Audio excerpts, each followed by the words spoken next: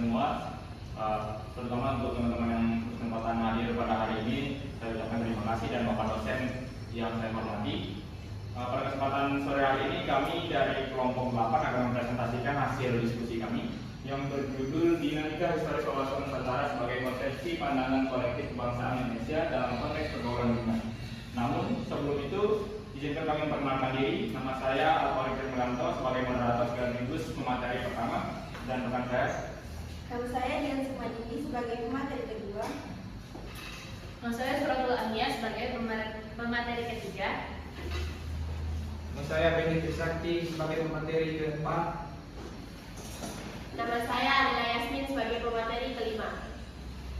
Ya, kita langsung saja masuk ke materi pengenalan subbab materi yang akan kami bahas. Yaitu yang pertama konsep urgensi wawasan Nusantara. Yang kedua itu ada alasan diperlukan wawasan Nusantara. Dan yang ketiga sumber historis, sosiologis, dan politik tentang wawasan Nusantara. Dan yang keempat dinamika dan tantangan wawasan Nusantara. Dan yang terakhir adalah esensi dan urgensi wawasan Nusantara. Yang konsep pertama akan saya jelaskan sendiri, yaitu konsep dan urgensi wawasan Nusantara. Wawasan Nusantara dapat dibedakan menjadi dua pengertian, yakni secara etimologi dan secara terminologi. Secara etimologi, wawasan Nusantara itu diambil dari bahasa Jawa yang terdiri dari dua kata, yaitu wawas dan Nusantara. Yang dimana wawas berarti suatu pandangan, sedangkan Nusantara berarti pulau yang diantaranya terdapat beberapa lautan. Sedangkan secara terminologi wawasan Nusantara adalah cara pandang atau sudut pandang masyarakat Indonesia, khususnya bangsa Indonesia, bagaimana atau tentang terhadap lingkungan yang tempat mereka berada. Dan juga wawasan Nusantara adalah persatuan dan kesatuan bangsa serta kesatuan wilayah. Ya, lanjut materi berikutnya akan dijelaskan pada materi kedua. Baik, materi yang kedua yaitu alasan diperlukan wawasan Nusantara.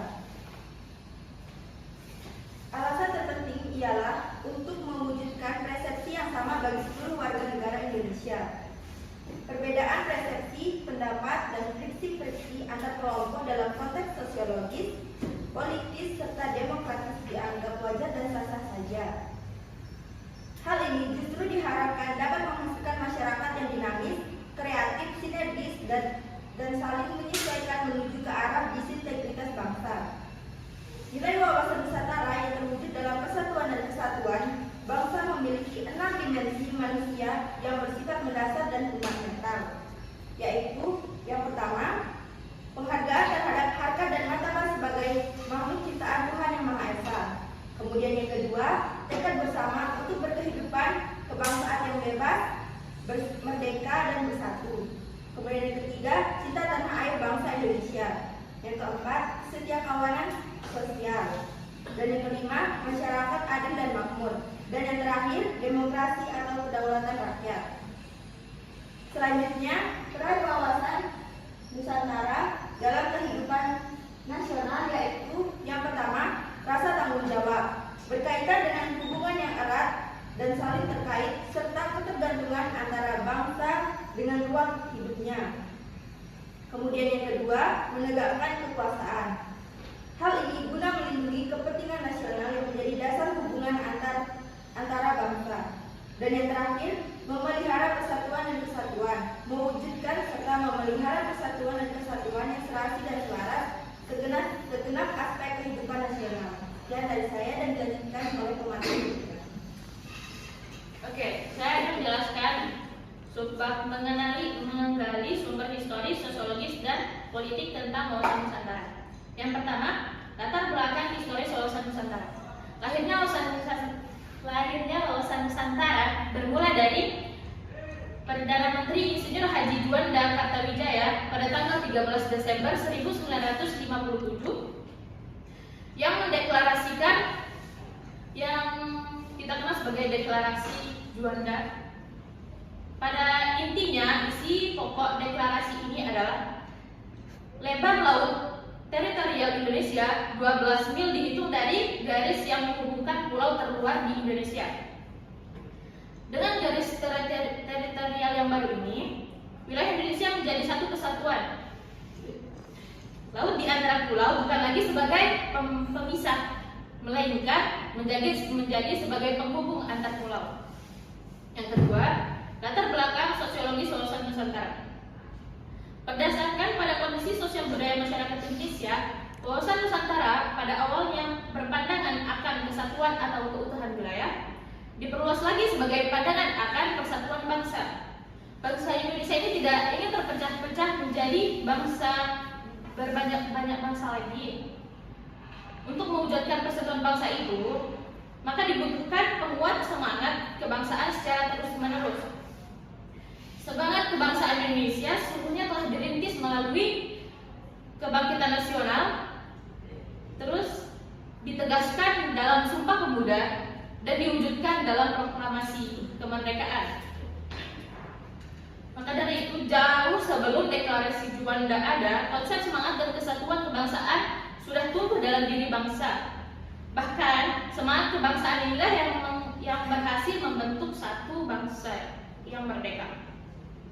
Yang ketiga, latar belakang politik wawasan Nusantara. Selanjutnya, ada kepentingan nasional bagaimana agar wilayah yang utuh dan bangsa yang bersatu ini dapat dikembangkan, dilestarikan dan dipertahankan secara terus-menerus. Kepentingan nasional itu merupakan turunan lanjut dari cita-cita nasional, tujuan nasional maupun visi nasional. Cita-cita nasional yang sebagaimana kita ketahui tertuang dalam pembukaan Undang-Undang Dasar 1945 pada alinea kedua, yaitu untuk mewujudkan negara Indonesia yang merdeka, bersatu, berdaulat, adil dan makmur. Sedangkan tujuan nasional Indonesia itu tertuang pada pembukaan Undang-Undang Dasar 1945 pada alinea keempat, yang salah satunya adalah melindungi segenap bangsa Indonesia dan seluruh tumpah darah Indonesia. Mungkin sekian akan dilanjutkan oleh pemateri kami. Baik, saya pemateri keempat. D. Dinamika dan tantangan wawasan Nusantara.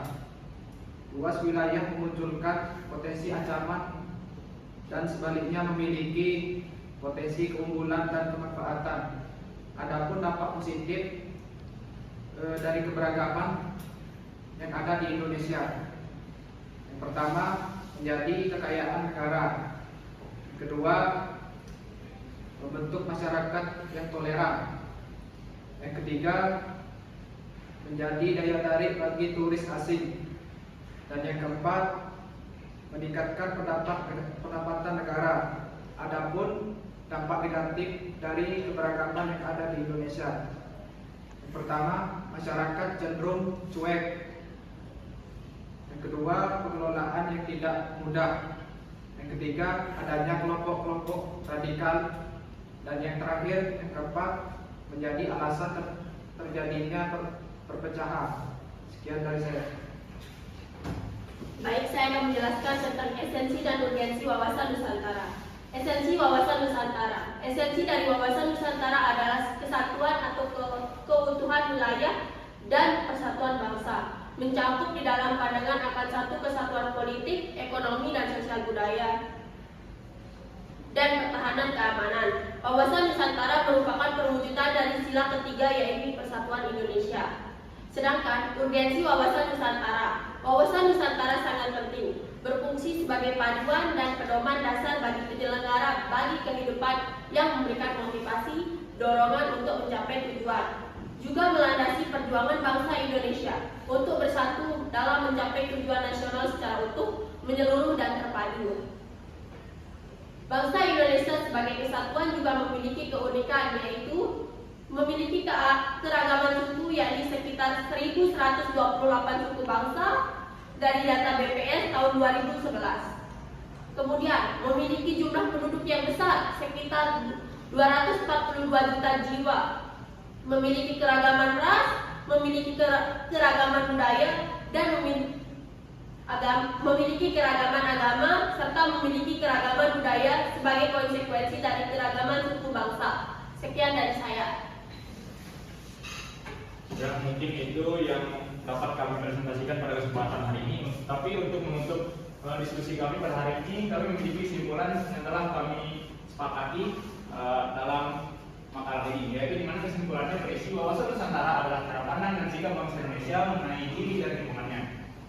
Dengan mengutamakan persatuan dan kesatuan bangsa serta kesatuan wilayah dalam penyelenggaraan kehidupan bermasyarakat, berbangsa dan bernegara, memperkuat kedaulatan atas wilayah negara tersebut, dibentuklah undang-undang sebagai penjabarannya. Setelah keluarnya deklarasi Juanda pada 1957, dibentuklah Undang-Undang Nomor 4 PRI tahun 1960 tentang perairan Indonesia. Sampai saat ini telah banyak peraturan perundangan yang disusun guna memperkuat kesatuan wilayah Indonesia. Tidak hanya melalui peraturan perundangan nasional, bangsa Indonesia juga memperjuangkan konsepsi wawasan Nusantara berdasarkan deklarasi Juanda ini ke forum internasional agar mendapat pengakuan bangsa lain atau masyarakat internasional. Mungkin itu saja dari kelompok kami, kelompok 8. Sekian dari kami. Wassalamualaikum.